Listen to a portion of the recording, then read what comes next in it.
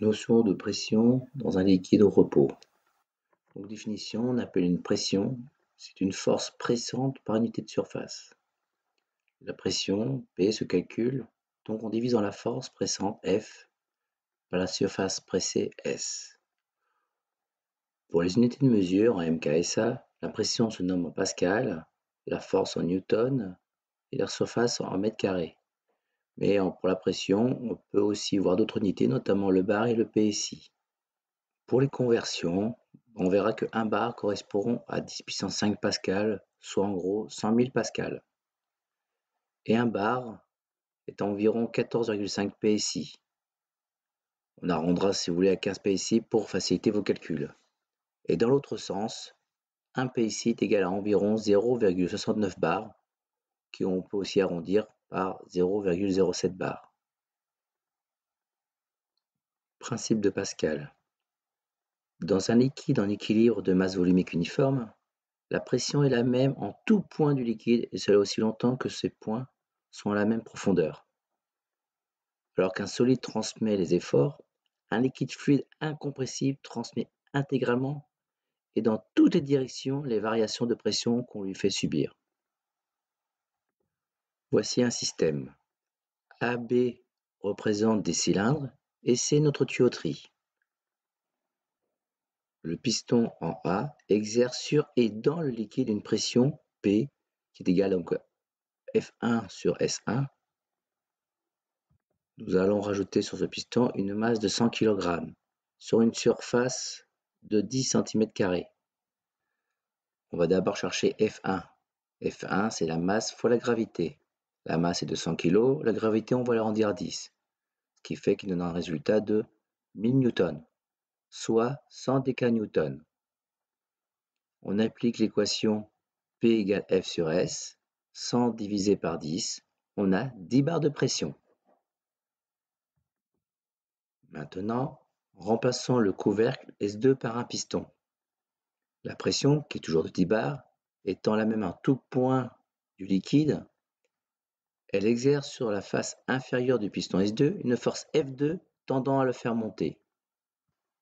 Calculons une charge pour qu'il équilibre sur la surface supérieure de S2. On aura donc F2 est égal à P fois S2. La P, c'est la pression. La surface est de 50 cm². 10 fois 50, on a 500 décanewtons, soit environ 500 kg sur la surface S2. Ce qu'on peut conclure, le liquide subissant en A une force pressante, la transmet en B au travers d'une tuyauterie C en multipliant son intensité par le rapport des surfaces pressées. Pour un vérin à déplacement linéaire. Définition, la vitesse est la distance parcourue par unité de temps, donc V égale D sur T. En principe, les unités sont mètres par seconde pour la vitesse. On peut aussi trouver éventuellement centimètres par seconde ou millimètres par seconde. Pour le débit volumique, c'est le volume du liquide déplacé par unité de temps. Donc en gros, on dira QV égale V sur T. Les unités principales seront le mètre cube par seconde. On peut aussi trouver souvent le litre par minute. Déterminons la vitesse d'un vérin. Le volume dans un vérin est section fois distance. On sait que pour un débit volumique, c'est le volume divisé par un temps. On peut aussi dire que le débit volumique est égal à la section fois la distance divisé par le temps. On sait que la vitesse c'est la distance sur le temps.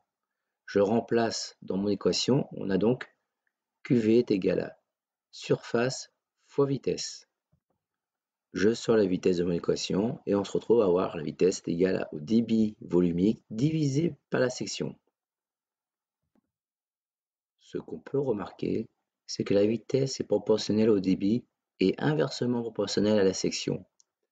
Plus le débit entrant dans un vérin est important, plus la vitesse de déplacement est rapide. On limite la vitesse d'un vérin en limitant le débit. Nous allons parler maintenant de puissance. Définition de puissance, c'est le travail effectué par unité de temps. On aura donc puissance est égale au travail divisé par le temps. Puissance en watts, le travail en joules et le temps en secondes. Le travail est égal aussi à la force fois une distance. Remplaçons dans notre équation, on peut donc dire que la puissance est égale aussi à une force fois une vitesse. La force en newton et la vitesse en mètres par seconde. Donc, P est égal à F fois V et la puissance mécanique restituée par un récepteur.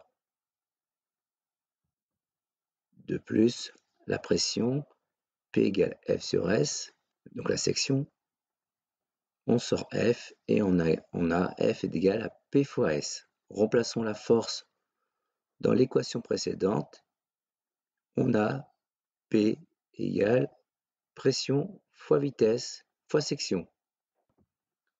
On sait qu'une vitesse fois une section, c'est un débit volumique, donc on peut dire que P, la puissance, est égale à la pression fois le débit volumique. Cette dernière formule représente la puissance hydraulique que reçoit un récepteur. Conclusion, un vérin reçoit une puissance hydraulique. P puissance est égale à pression fois le débit volumique. Il restitue une puissance mécanique. Puissance est égale à une force fois une vitesse.